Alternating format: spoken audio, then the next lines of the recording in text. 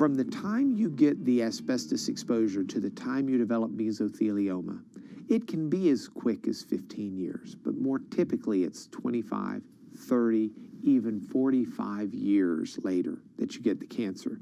The earliest that anyone got it that science is aware of came from a poor infant child outside of Pittsburgh, Pennsylvania, whose father was trying to make ends meet and would bring home the burlap bags asbestos came in, and the mom made curtains for that infant that were right over the baby bed out of those burlap bags.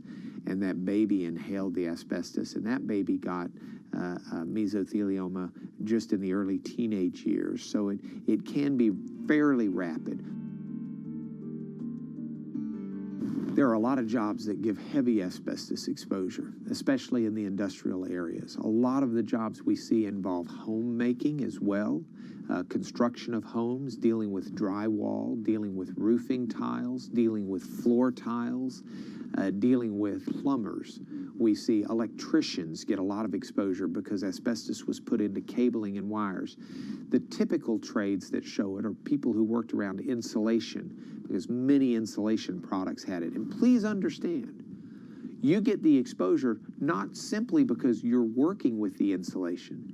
If you're working near people who are doing the insulation work, asbestos fibers float in the air for 8 hours. Asbestos fibers can float hundreds and hundreds of feet from where they're actually released. But we see people exposed in almost all of these trades. We see them exposed not only in the insulation trades, but if they worked around ships, if they worked around power plants, if they worked around generators, if they worked around any type of machinery. Most machinery in the 50s, 60s, 70s, even earlier, 40s and 30s, the machinery was heavily laced with asbestos. So we see the exposure everywhere from people who were working. Some of the most insidious problems also happen on the totally innocent people that were nowhere near the work site. During World War II, during the Korean War, during the Vietnam War, most U.S. Navy ships had a good bit of asbestos in them.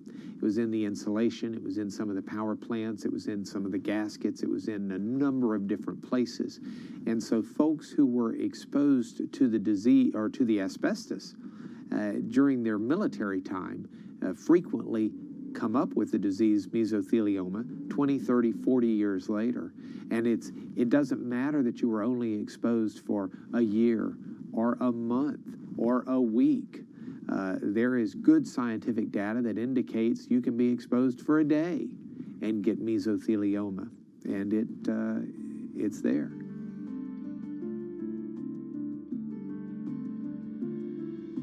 There's a whole group of people that have mesothelioma from what's called secondary exposure.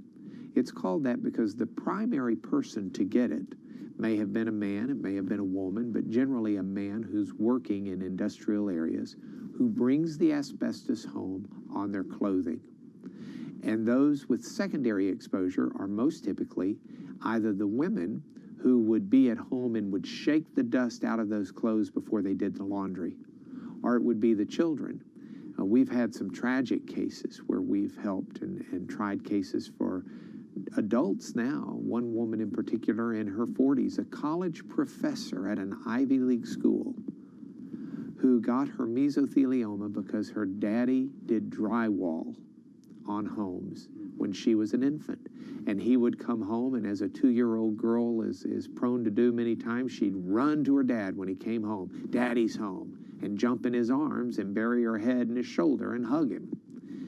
And nobody had any knowledge that she was burying her head into clothing that had microscopic asbestos fibers on it that would call her to the doctor and cause her to lose her life in the 40s, leaving her own children. The parents never knew that asbestos was on her clothes.